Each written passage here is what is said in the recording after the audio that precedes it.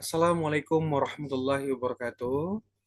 Perkenalkan, nama saya Amin Sidik Rangkuti dengan NIM 220401010124, program studi PJJ Informatika. Pada kesempatan ini akan mempresentasikan artikel ilmiah yang berjudul Pemanfaatan Kecerdasan Buatan sebagai Pendukung Proses Pembelajaran Mahasiswa. Oke, dalam presentasi ini saya akan menjelaskan bagaimana AI dapat membantu mahasiswa dalam belajar sekaligus memanfaatkan keterbatasan dan cara menggunakannya secara bertanggung jawab. Oke, baik.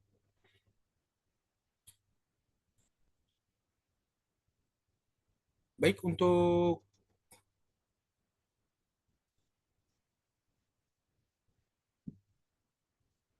pendahuluan, kecerdasan buatan atau artificial intelligence saat ini berkembang sangat pesat dan mulai banyak digunakan dalam dunia pendidikan. Mahasiswa dapat menggunakan AI untuk membantu memahami materi, memperoleh penjelasan tambahan, merangkum informasi, mencari ide, dan membantu memahami suatu konsep. Namun, AI juga memiliki keterbatasan informasi yang diberikan belum tentu selalu benar. Karena itu, menurut saya, AI sebaiknya digunakan sebagai alat pendukung pembelajaran, bukan sebagai pengganti proses berpikir mahasiswa. Jadi, kenapa topik ini penting? Karena yang pertama, AI itu berkembang pesat, yang kedua membantu belajar, yang ketiga tetap perlu kritis. Jadi, pentingnya AI ya karena ada unsur-unsur ini. Baik,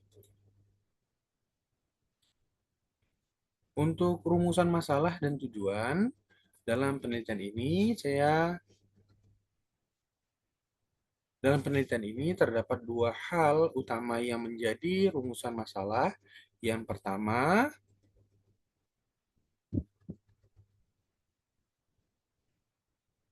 bagaimana kecerdasan buatan dapat mendukung proses pembelajaran mahasiswa. Yang kedua, apa saja manfaat dan keterbatasan pengguna AI dalam pembelajaran. Sedangkan tujuan penelitian ini adalah mengetahui bentuk manfaatan AI dalam pembelajaran, memahami manfaat yang diperoleh, serta mengetahui keterbatasan yang perlu diperhatikan dalam penggunanya. Oke, untuk rumusan masalahnya, bagaimana AI dapat mendukung proses pembelajaran mahasiswa? Nah, apa manfaat keterbatasan penggunanya? Tujuannya mengetahui bentuk dan pemanfaatan AI, memahami manfaat yang diperoleh, serta mengidentifikasi keterbatasan penggunanya. Oke, baik. Untuk tinjauan pustaka, penelitian ini menggunakan beberapa sumber sebagai landasan. Kasneci dan rekan-rekan tahun 2023 menjelaskan bahwa Large Language Model memberikan berbagai peluang dalam pendidikan, tetapi juga mempunyai tantangan. Kemudian Miu dan Holmes tahun 2023 menjelaskan bahwa AI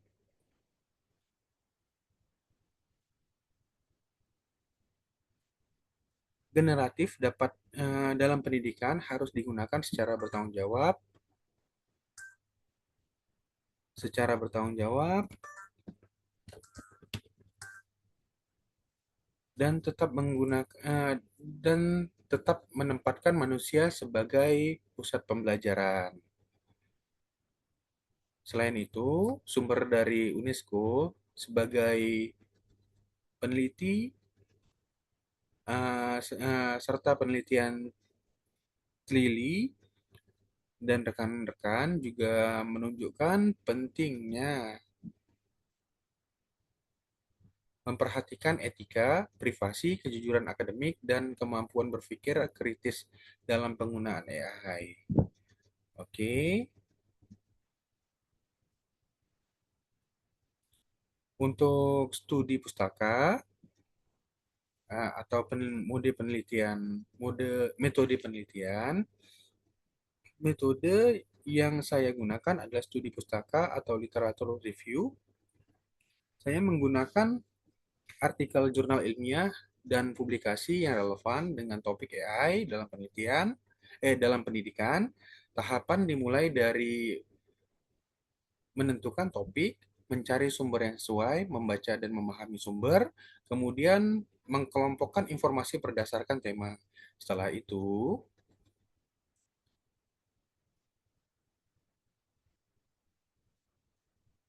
informasi dia dianalisis secara deskriptif. Penelitian ini tidak menggunakan survei manapun, eh, tidak menggunakan survei maupun wawancara, sehingga hasil penelitian berasal dari analisis terhadap literatur yang digunakan. Jadi, untuk studi pusaka atau literatur review, yaitu menentukan topik, mencari sumber, membaca dan memahami, mengelompokkan tema, analisis deskriptif. Nah, oke, baik.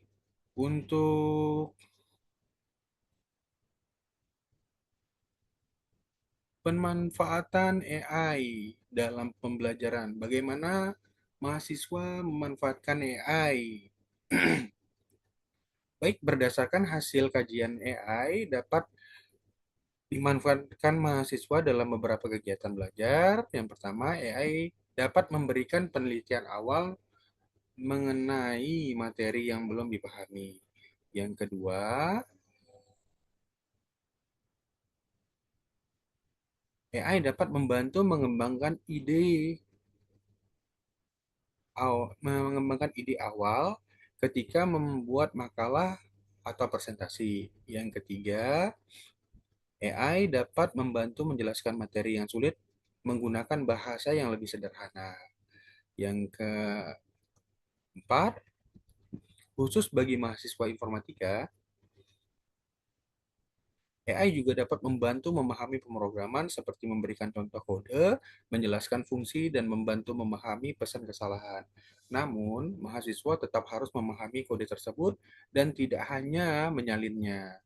Oke, jadi pemanfaatan AI itu dapat keunggulannya ya yang pertama adalah penjelasan materi, mengembangkan ide awal, memberi materi lebih sederhana, dan pemrograman. Nah, ini untuk pemanfaatan ya, AI yang bisa dikembangkan atau yang kita manfaatkan.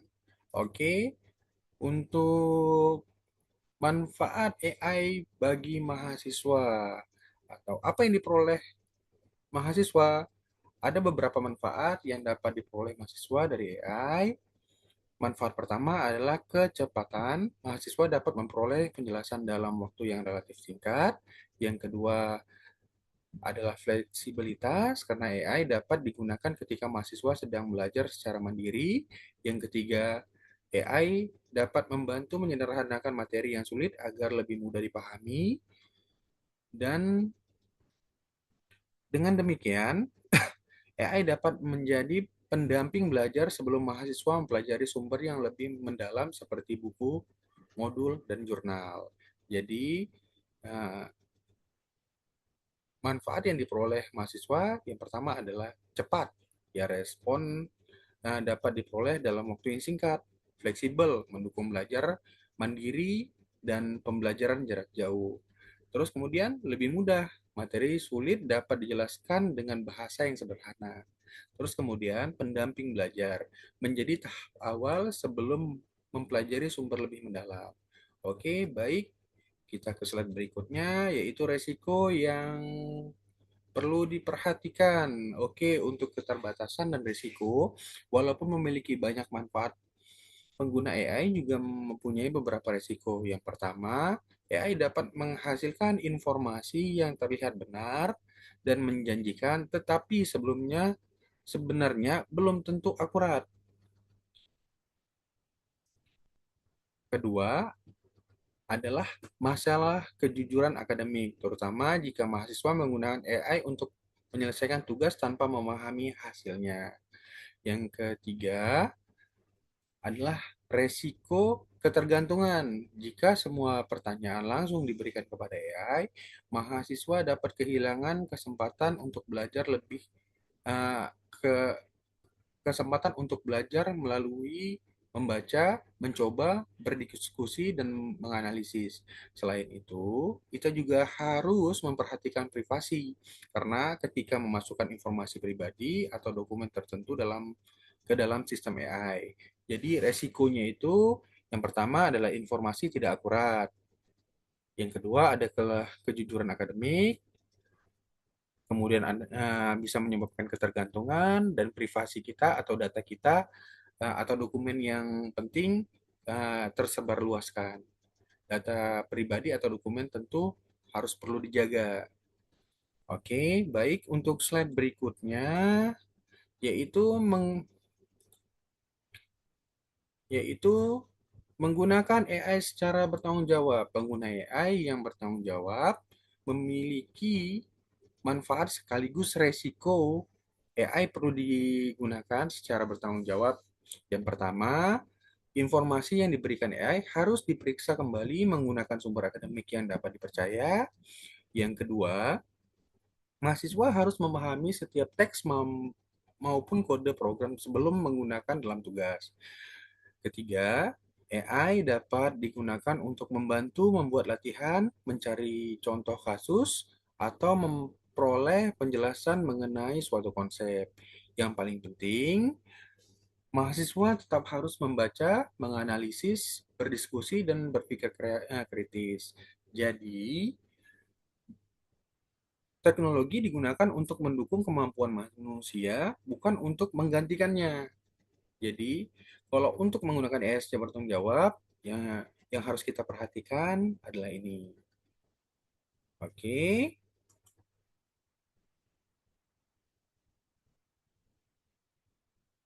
baik. Untuk kesimpulan, AI membantu tetapi mahasiswa tetap memegang kendali. Baik berdasarkan hasil studi pustaka dalam dapat disimpulkan bahwa AI memiliki potensi yang cukup besar dan mendukung proses pembelajaran mahasiswa. AI dapat membantu memberikan penjelasan, menyederhanakan materi, memperoleh ide awal, membantu memahami pemrograman, serta mendukung pembelajaran yang lebih fleksibel. Namun, AI juga memiliki resiko seperti informasi yang tidak akurat, masalah kejujuran akademik, privasi, dan ketergantungan. Oleh karena itu, AI sebaiknya digunakan sebagai alat pendukung pembelajaran, sementara mahasiswa tetap harus memiliki kemampuan berpikir kritis dan memahami materi yang dipelajari.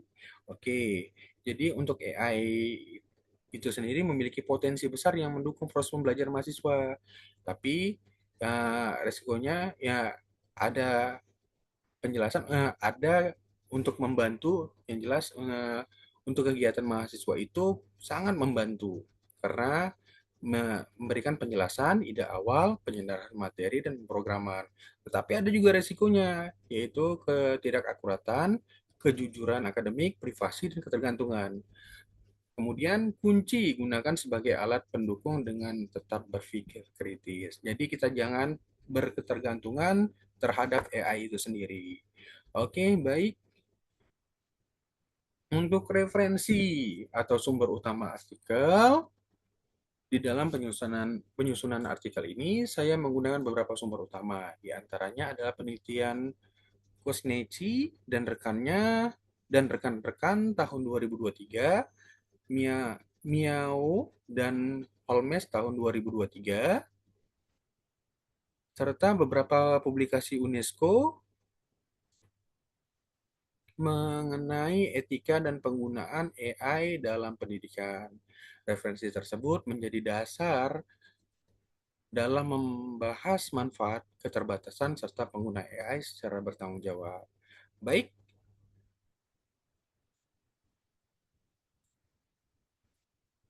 dengan demikian presentasi yang presentasi saya mengenai pemanfaatan kecerdasan buatan sebagai pendukung proses pembelajaran mahasiswa. Dari pembahasan ini, hal yang ingin Hal yang ingin saya tekankan adalah bahwa AI akan memberikan manfaat yang lebih baik apabila digunakan untuk membantu proses belajar, bukan menggantikan proses belajar. Sebagai mahasiswa, kita tetap harus membaca dan memahami, menganalisis,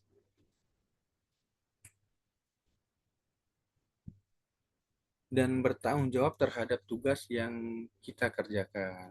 Sekian presentasi dari saya. Terima kasih atas perhatiannya. Wabillahi taufiq wal hidayah. Wassalamualaikum warahmatullahi wabarakatuh. Terima kasih.